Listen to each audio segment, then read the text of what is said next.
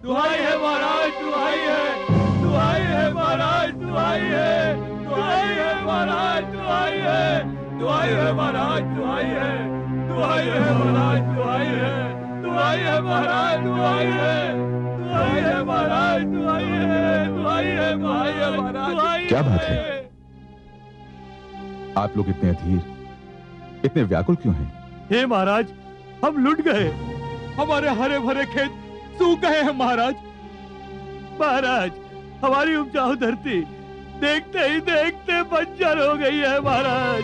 हे महाराज, सारे ताल तलैया कुएं झरने सूख गए हैं, दूर दूर तक पानी दिखाई नहीं देता महाराज।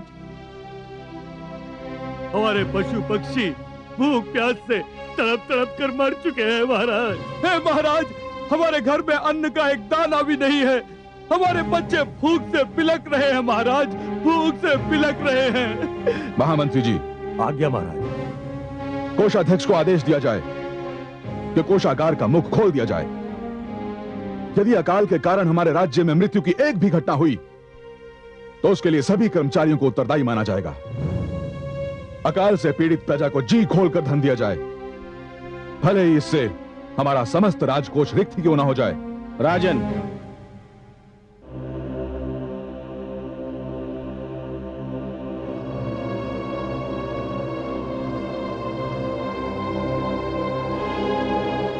प्रणाम कुलगुरु। आयुष्मान भव। राजन, आपकी उदारता और प्रजा पालन की भावना सराहनीय है, पर उससे कोई लाभ नहीं होगा। क्यों गुरुदेव? क्योंकि यह प्रकृति का प्रकोप नहीं है, इसका कारण कुछ और ही है। आपका राजकोष वास्तव में रिक्त हो जाएगा, पर धरती की कोख हरी नहीं होगी। इसके लिए तो आपको कुछ और ही करना होगा। क्या करना होगा गुरुदेव? मैं अपनी पीड़ित प्रजा को इस अकाल से बचाने के लिए कुछ भी करने के लिए तैयार हूं। कृपया मुझे शीघ्र बताएं गुरुदेव कि मैं क्या करूं। इस विपदा को टालने के लिए साधारण किसान की भांति स्वयं आपको हल जोतना होगा, धरती की जुताई, बुआई और गुड़ाई करनी होगी। मुझे स्वीकार है गुरुदेव, मेरी तो प्रजा ही किसान है, और किसानों का राजा होकर भला मुझे स्वयं हल चलाने में क्या आपत्ति हो सकती है? संभव है इस अकाल का यही कारण हो कि मैंने किसानों का राजा होना तो स्वीकार कर लिया, परंतु अपनी प्रजा की भांति उसके साथ कभी हल नहीं चलाया, कभी खेती नहीं की। गुरुदेव, मैं अपनी प्रजा के कल्याण के लिए स्वयं हल चलाऊंगा। प्रजापालक महाराज जनक की जय, प्रजापालक महाराज जनक की जय, प्रजापालक महाराज जनक की जय।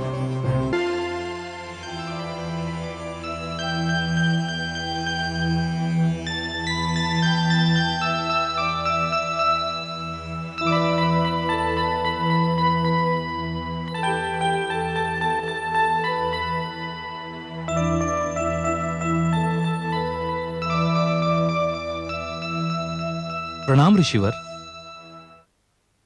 महाराज को हमारे आने की सूचना दें। ऋषिवर की जय हो।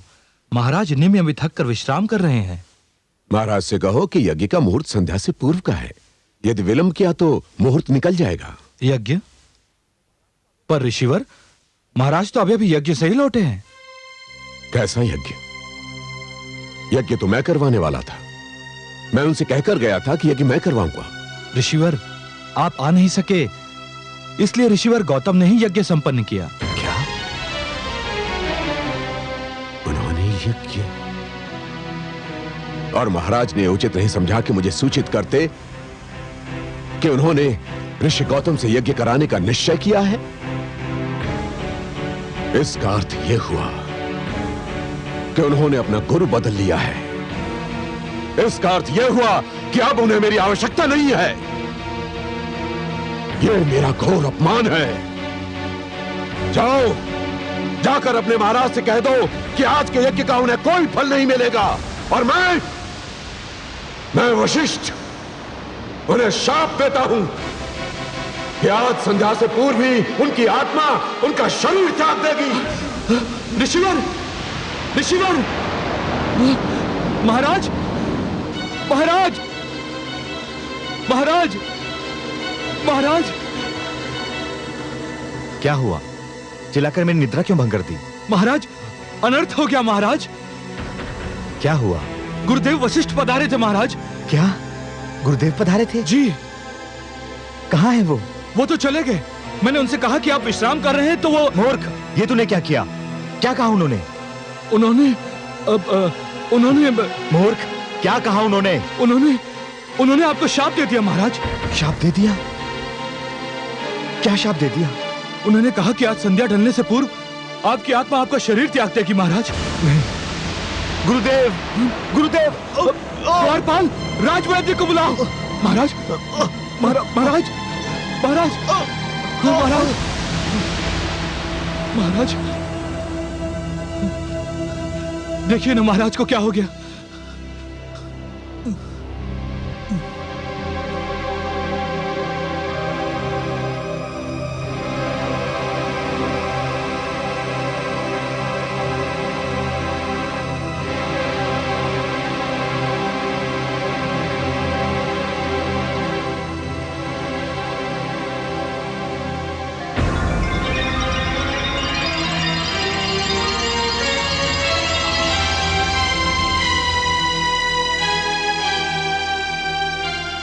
महाराज निमि परलोक सिधार गए।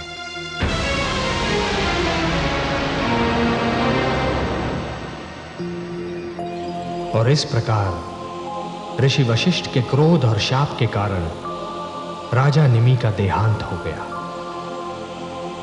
दुख तो यह था महादेवी कि राजा निमि बिना संतान के थे। उनके उपरांत उनके कुल का अंत निश्चित था। उत्तराधिकारी के बिना उनका विशाल राज्य सूना रह गया। पर महादेवी, ऋषि गौतम ने सप्त ऋषियों से सहायता मांगी और उन सब ने मिलकर राजा निमि की मृतदेह से संतान प्राप्ति का अभियान आरंभ कर दिया।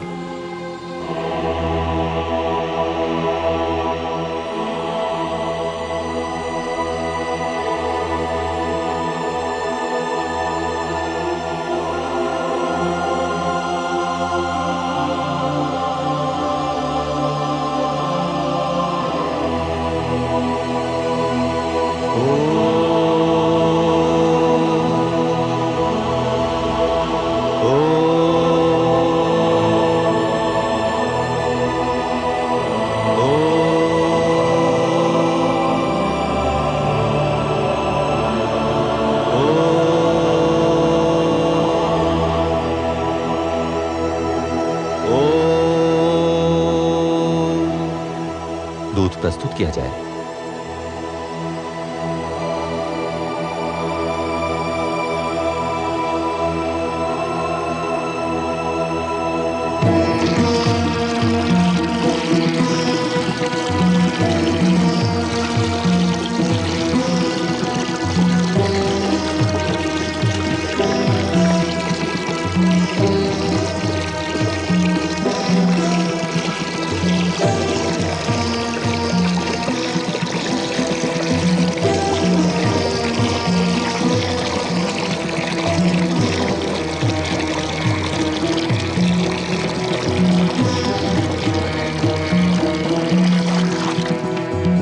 मथना आरंभ किया जाए।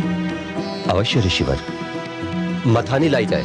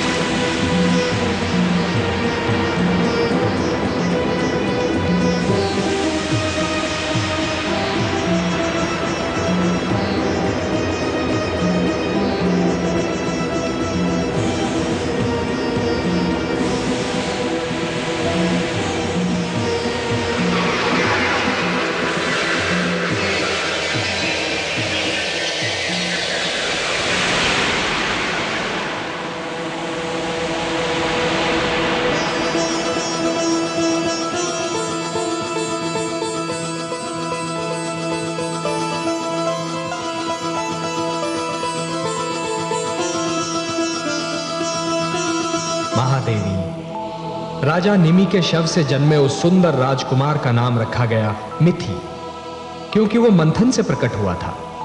उसी ने मिथिला नगरी बसाई और उसके उपरांत जो भी मिथिला का राजा हुआ उसे विदेह या जनक कहकर पुकारा गया। विदेह इसलिए महादेवी क्योंकि उनका जन्म मृतदेह से हुआ था, और जनक इस कारण क्योंकि वो सारे राजा एक पिता की भांति प्रजा पालन करते थे। वर्तमान मिथिला के जनक अर्थात सीरध्वज मिथि की 37वीं पीढ़ी है। अब वही आपके पिता होंगे महादेवी, और आप उनकी पुत्री जानकी कहलाएंगी। हे कमल नयन, मुझे कब जाना होगा? अभी विलंब है महादेवी, और धरती पर तो हम दोनों को जाना होगा।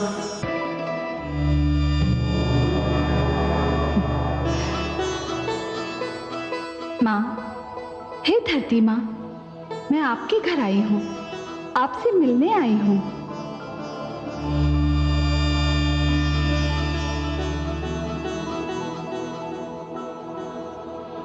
आप मेरे घर पधारी हैं, मेरे अहोभाग्य।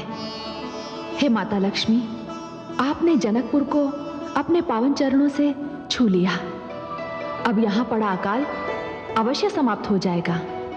हे माँ, जब राजा स्वयं साधारण कृषक की भांति हल और बैल संभाल ले तो अकाल कैसे ठहर सकता है?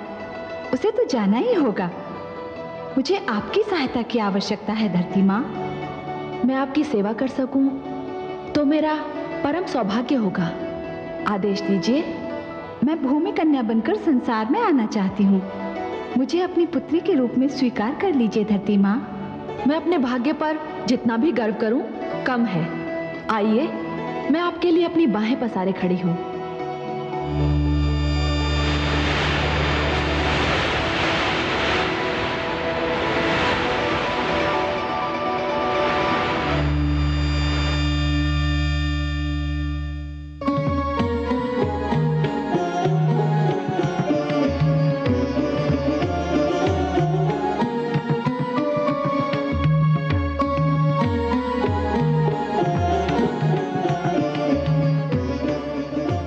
श्री गणेश जी का ध्यान कीजिए।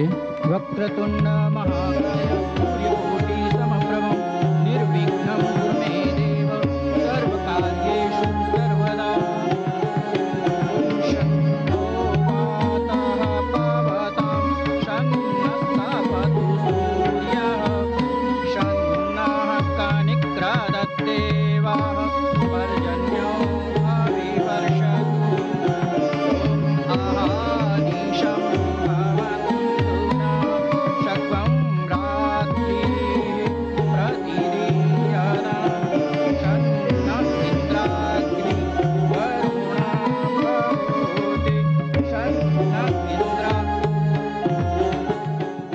हे राजन, अब हल चलाना प्रारंभ कीजिए।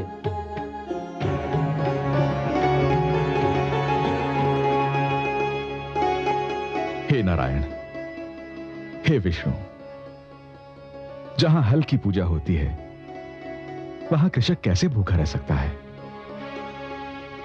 हे नारायण, यदि मेरे हल चलाने से आकाश का हृदय पिघलता है तो मैं सारी आयु हल चलाने के लिए तैयार हूं।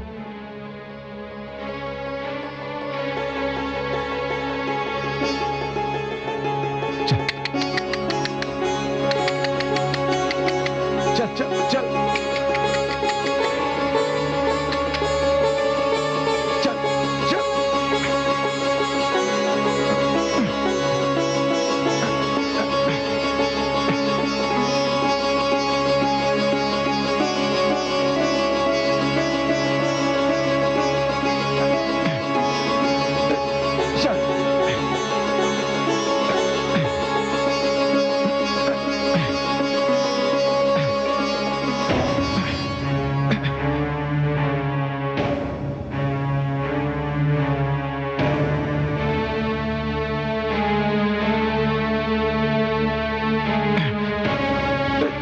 चल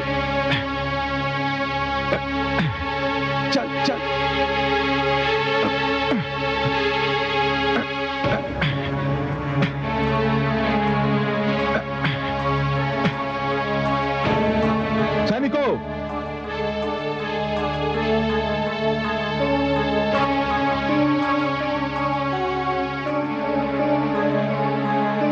देखो यहां क्या है।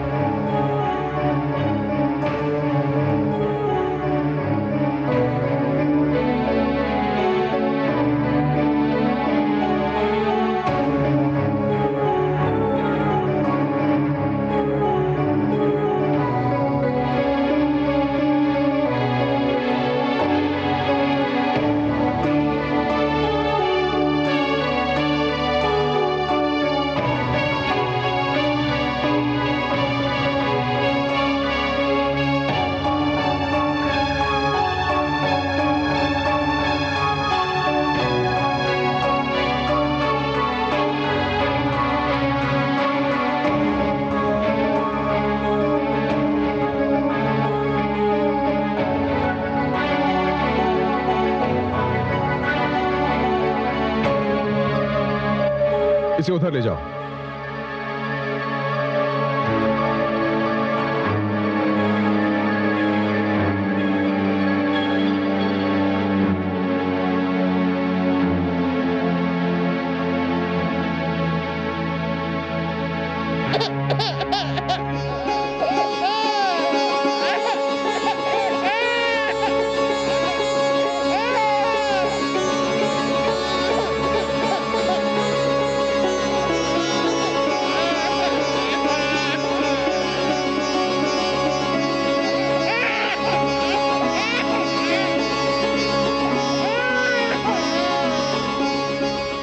ये तो चमत्कार हो गया।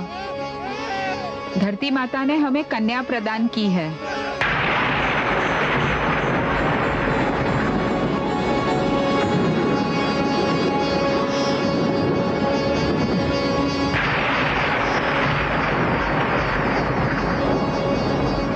ये कन्या तो लक्ष्मी स्वरूपा है महाराज। इसके मिलते ही अकाल समाप्त हो जाएगा, धरती का अंचल भीग जाएगा। ईश्वर ने मुझे यह कन्या मेरा संतानहीन संसार बसाने के लिए दी है।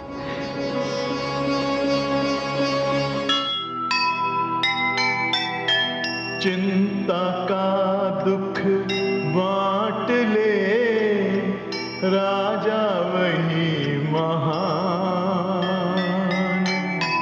कैसे रहे अकाल जब राजा बने किसान। धरती ने भी हर्ष से भर दी उनकी गोद। जनक सुता के जन्म पर छाया मोद प्रमोद, छाया मोद प्रमोद।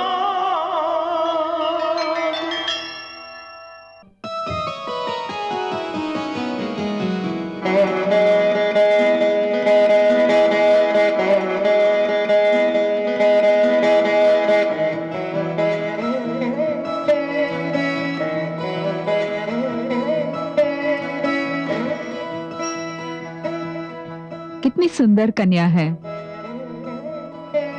इस पर दृष्टि पड़ते ही मेरे शरीर में जैसे ममता का स्रोत फूट पड़ा, जैसे कि ये भूमि से नहीं मेरी कोख से जन्मी हो। प्रिय, तब तो मैंने जो निश्चय किया है वो सर्वथा उचित है।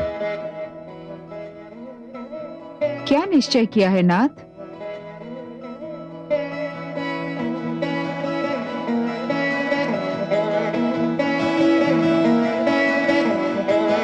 प्रिय,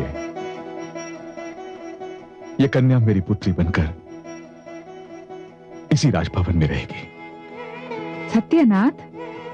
हाँ प्रिय, आज के उपरांत ये मेरी और आपकी संतान कहलाएगी। मैं आपको किन शब्दों में धन्यवाद दूं? आपने मुझे ये पुत्री देकर मेरी सुनी गोद हरी कर दी।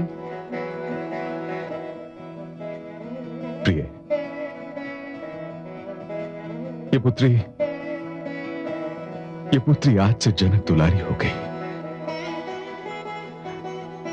जानकी हो गई।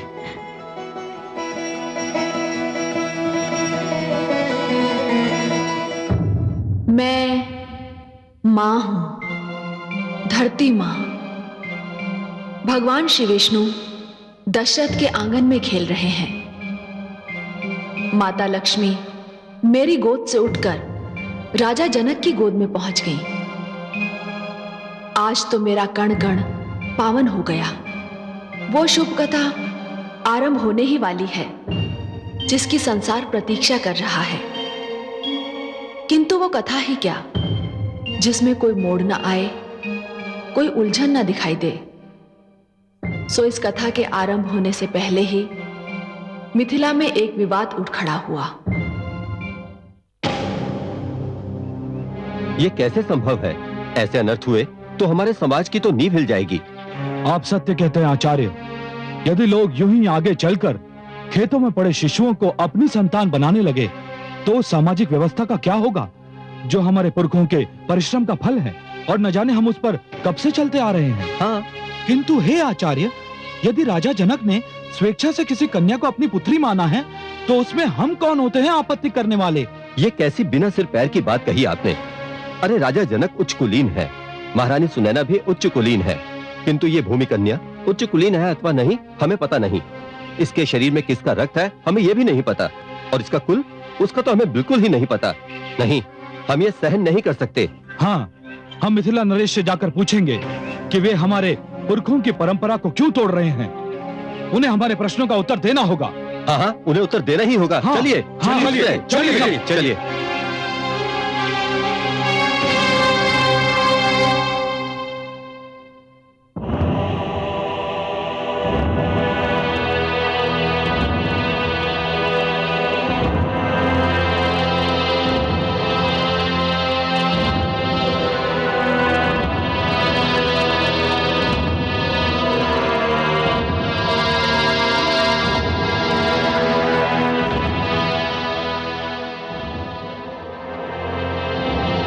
मिथिला राज्य एक प्रजातांत्रिक राज्य है। यहां किसी को भी अपने मन की बात कहने की पूर्ण स्वतंत्रता है। मैंने सुना है कि कुछ ब्राह्मण हमसे रुष्ट हैं। हाँ महाराज, हमें सुनकर बहुत दुख हुआ कि आप उस दिन भूमि से प्राप्त हुई कन्या को अपनी पुत्री बनाने की सोच रहे हैं।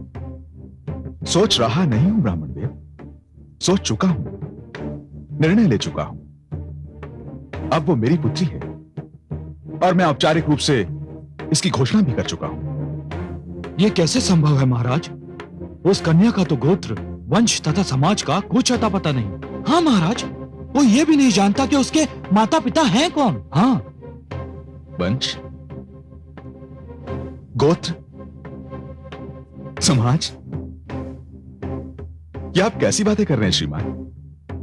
वो कन्या है, वही कन्या जो माता का रूप होती है। वो तो जननी है। आप मुझे क्षमा करें श्रीमान, किंतु आप उसका वंश, गोत्र और समाज पूछ रहे हैं जो स्वयं वंश, गोत्र और समाज को जन्म देती है। उसका कुल तो समस्त संसार है। क्या इस धरती पर कोई भी वंश, गोत्र या समाज बिना कन्या के जन्म ले सकता है? मुझे तो लगता है कि ईश्वर ने मुझे इसीलिए संतान नहीं दी थी कि मैं इस कन्या का पिता बन सकूं।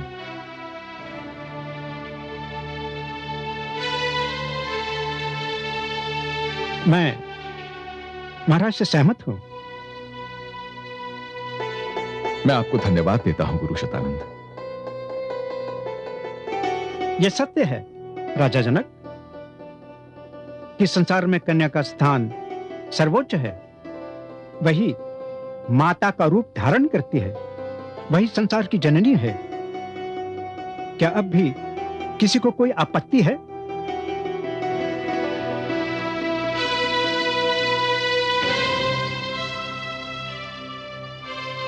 नहीं, कोई आपत्ति नहीं।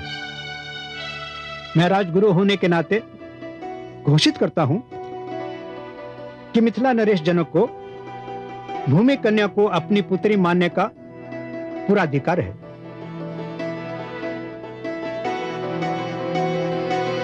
आयुष्मान भव।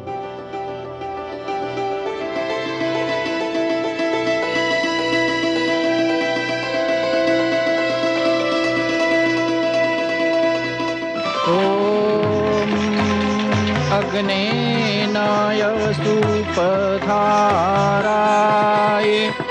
अस्मान् विश्वानि देवयूनानि विद्वान् यूयोऽद्यस्तु गानमेनो रुहु इष्णान्ते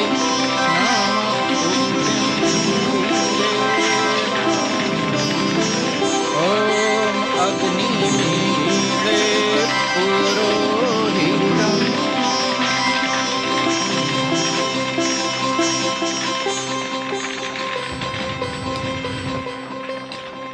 हे मिथिला नरेश, आप अपनी पुत्री का नामकरण करना चाहते थे।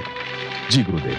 तो सुनिए, ये कन्या रूप, गुण और चरित्र में समस्त संसार के लिए उदाहरण बनेगी। नारी के चरित्रवती होने की कसौटी कहलाएगी। संसार में इसकी पूजा की जाएगी। ये कन्या अब आपके विदय वंश का अंश बन गई है, इसलिए ये वैदेही भी कहलाएगी।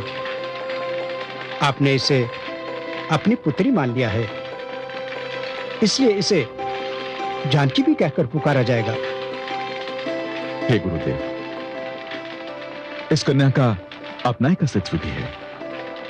ये सारे नाम तो इसकी उपाधियां मात्र हैं। स्वयं इसका भी तो कोई नाम होना चाहिए गुरुदेव। अवश्य। हे राजा जनक, आपने इस कन्या को एक खेत में पाया था, और उस समय पाया था जब आप धरती पर हल चला रहे थे। इसलिए मैं इस कन्या को सीता नाम देता हूं। सीता अर्थात? सीता अर्थात धरती पर हल चलने से बनने वाली रेखा, यही इसका नाम होगा। इसी नाम से ये ख्याति पाएगी, इसी नाम से इसकी पूजा होगी। सीता, जनक दुलारी सीता।